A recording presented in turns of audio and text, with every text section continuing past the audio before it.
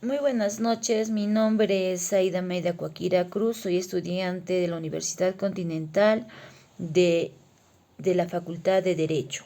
En esta oportunidad voy a realizar la actividad del producto académico número 3 del Derecho Penal Parte General sobre el tema antijuricidad, sobre el que podemos decir muchas cosas importantes, pero básicamente vamos a señalar lo siguiente. La antijuricidad es considerada como una segunda categoría del delito. También es considerada como un desvalor de una conducta típica que es reprochada por el derecho penal, porque es contraria al derecho. Para decir una conducta es consecutiva de delito, no solamente basta que se establezca o se señale en el Código Penal como delito, es decir, que ésta sea una conducta típica, sino que además esta conducta sea contraria al derecho, en otras palabras, que esta conducta sea reprochada o rechazada por la ley o por la jurisprudencia penal o por el Código Penal. Entonces, ¿cuándo podemos decir que una conducta es contraria al derecho? La respuesta es cuando no está justificada por el derecho. Existen algunas ocasiones donde, como decimos siempre, hay ciertas excepciones a la norma o a la regla. Y sucede el caso que en nuestro ordenamiento jurídico en ocasiones existe la situación donde la norma penal describe una conducta como delito. Luego encontramos una segunda disposición legal donde, bajo ciertas circunstancias, la misma ley la justifica. Dicha conducta y la perdona. En este caso, la ley no está reprochando o rechazando dicha conducta típica, aunque inicialmente la hayas descrito como delito. Si encontramos que la ley justifica o perdona esta conducta típica bajo ciertas circunstancias que más adelante veremos, la acción cometida será típica, pero no será antijurídica. Para que sean antijurídica, la ley solo debe reprocharla o rechazarla, no disculparla. En esa línea de pensamiento, el maestro Enrique Bacigalupo, en su obra Derecho Penal, Parte General, nos dice lo siguiente.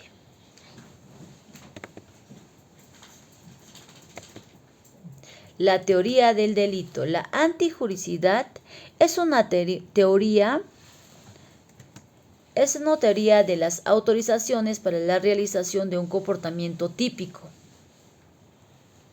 De este análisis podemos desprender el siguiente ejemplo o hacer el siguiente análisis como referencia. El homicidio simple, no delito, que está tipificado en el artículo 106 de nuestro Código Penal, que en su tenor dice: el que mata a otro será reprimido con pena privativa de libertad no menor de 6 ni mayor de 20 años. Esa sería una conducta típica, pero si seguimos revisando nuestro Código Penal, vamos a encontrar el artículo 20 que habla sobre la inimputabilidad, y en ese sentido nos indica lo siguiente: esté exento de responsabilidad penal en su inciso 3 el que obra en defensa de bienes jurídicos, propios o de terceros, siempre que concurran las circunstancias siguientes. Es decir, serían esas circunstancias o estas justificaciones donde esta conducta típica se convierte en inimputable. Y el primer requisito es que la agresión sea ilegítima, que haya una necesidad racional del medio empleado para impedirla o repelerla, y finalmente una falta de provocación suficiente de quien hace la defensa. Es decir, esta conducta típica que acabamos de mencionar se convierte en una conducta antijurídica, porque hay una justificación de conducta típica, que en este caso sería la legítima defensa. Como lo habíamos dicho al principio, uno de los elementos importantes del delito es la antijuricidad y en síntesis podríamos decir que esta antijuricidad es la ausencia de causas de justificación o de constatación para la determinada acción. Asimismo, podemos también proporcionar o podemos evidenciar un concepto, no la acción típica que viola el ordenamiento legal. Eso sería, en síntesis, la antijuricidad. Para los criterios de antijuricidad tenemos que mencionar el valor de la acción, el desvalor del resultado. Dentro de las clases de antijuricidad vamos a encontrar la clase formal, que es la acción típica que vulnera la norma, la material, que es la acción típica que lesiona los bienes jurídicos. En ese sentido, la antijuricidad tiene las que se denominan causas de justificación, y la primera causa de justificación que encontramos en nuestro Código Penal es la legítima defensa, que está establecida en el artículo 20 en el inciso 3. También tenemos el estado de necesidad justificante en el artículo 20, inciso 4 del ejercicio regular de un derecho, que la vamos a encontrar en el artículo 20, inciso 8, y el cumplimiento de un deber en el artículo 20 en el inciso 11. Haciendo referencia a la legítima defensa, podemos definirla como aquella agresión ilegítima a bienes jurídicos propios o de terceros, para que ésta cumpla teniendo en cuenta un ataque real y actual, una ilegítima, es decir, una razón legal. Asimismo, tiene que ver una necesidad racional del medio empleado y una falta de provocación suficiente. Respecto a la necesidad racional del medio empleado, tiene que ver una intensidad y una peligrosidad de la agresión, una forma de proceder del agresor y medios disponibles para la defensa que a efectos trae consigo esta legítima defensa. La legítima defensa perfecta, la legítima defensa imperfecta, la legítima defensa perfecta, vamos a ver que en el artículo 20, inciso 3, hay una excluyente antijuricidad, en el cual indica que no hay delito. Es decir, encontramos que cumple con todos aquellos justificantes que acabamos de mencionar. Esta no se considera como delito cuando hay una legítima defensa imperfecta. Es decir, cuando uno de estos componentes que acabamos de mencionar está ausente, pues ésta se exime de forma incompleta. De acuerdo a las circunstancias atenuantes, la pena de privilegiada, mas no la totalmente. Tenemos un ejemplo de legítima defensa. En este caso, Juan llega a su casa y se encuentra con un hombre. Aparentemente ingresan a robar al domicilio. Y inmediatamente el sujeto saca su cuchillo, quien es un hombre corpulento y de estatura alta. Se abalanza hacia él cuando Juan, quien es miembro de la Policía Nacional, portó un arma de fuego y enseguida reacciona e inmediatamente saca el arma para poderse defender y realiza disparos, lo cual ocasiona la muerte inmediata del delincuente. A consecuencia de esto fallece.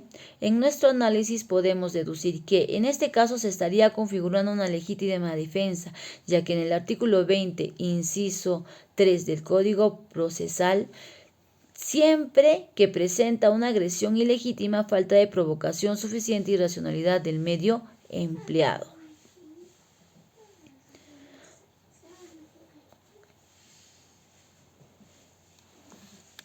Ha habido una agresión ilegítima. Hay una falta de provocación suficiente y una racionalidad del medio empleado. En ese sentido, si vemos que se cumple con estos presupuestos, estaríamos hablando de una legítima defensa perfecta.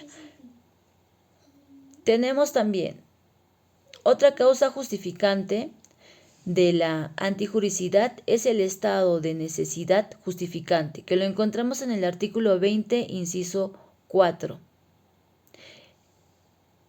Este a su vez trae el peligro de bienes jurídicos propios o de terceros, la acción necesaria o de salvación del bien jurídico, un peligro actual no evitable de otro modo, y una ponderación de bienes jurídicos, el salvado es el de mayor jerarquía que el sacrificado, los medios adecuados para vencer el peligro.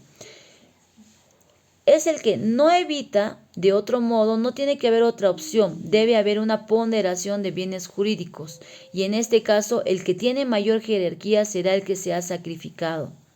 Un medio adecuado para vencer el peligro. Tenemos también un ejemplo de necesidad. Pedro es un hombre de avanzada edad que ha sido abandonado moral y económicamente por su único hijo. Lleva 3 días sin comer, entonces en un acto desesperado se aproxima a una tienda comercial y decide tomar sin permiso una bolsa de pan, sin emplear violencia alguna, física ni psicológica, y logra escapar del lugar. En nuestro análisis podemos decir, el caso en mención es conocido como hurto famélico. El artículo 445 del Código Penal establece la figura del hurto famélico y precisa como conductas sancionadas las siguientes: el que se apodera para un consumo inmediato de comestibles o bebidas de escaso valor o en pequeña cantidad.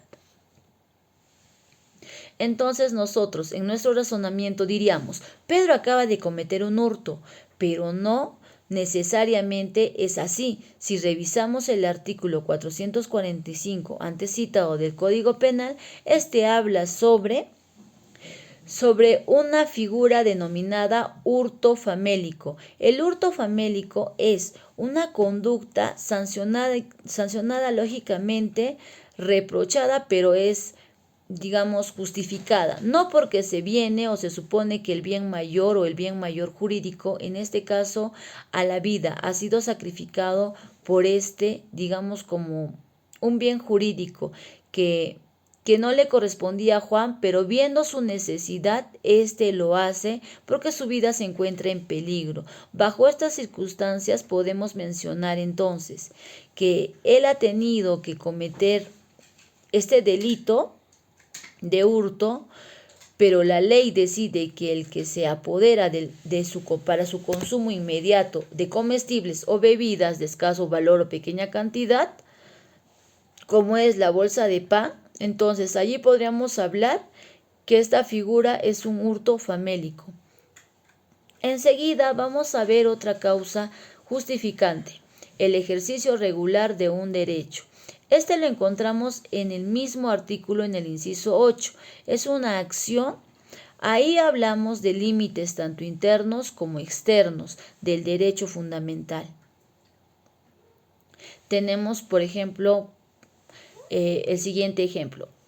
En el artículo 20, inciso 8, el que obra por disposición de la ley en cumplimiento de un deber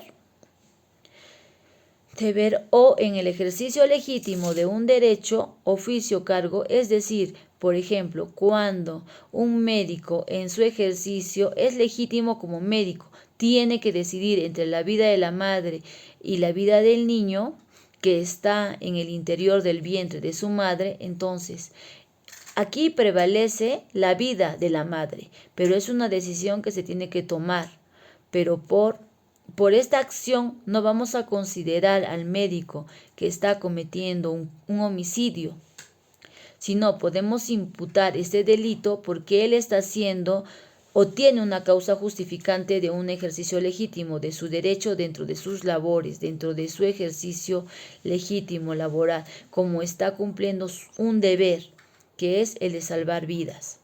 Tenemos así, a continuación, otra causa justificante, que es el actuar en cumplimiento del deber, que lo podemos leer en el artículo 20, inciso 8 y inciso 11.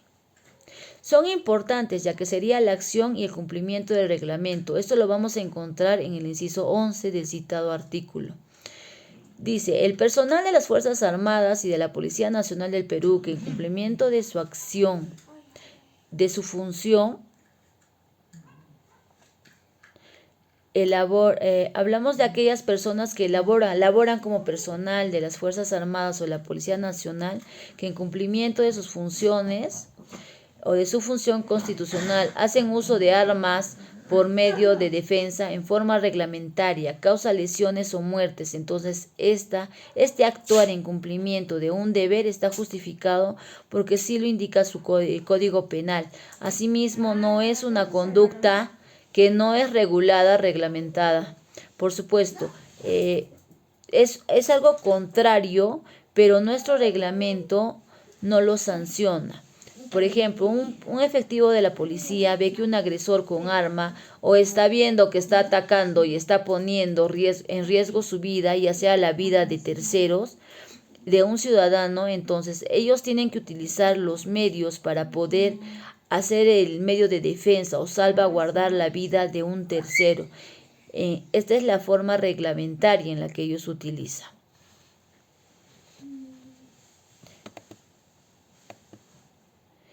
Muchísimas gracias, docente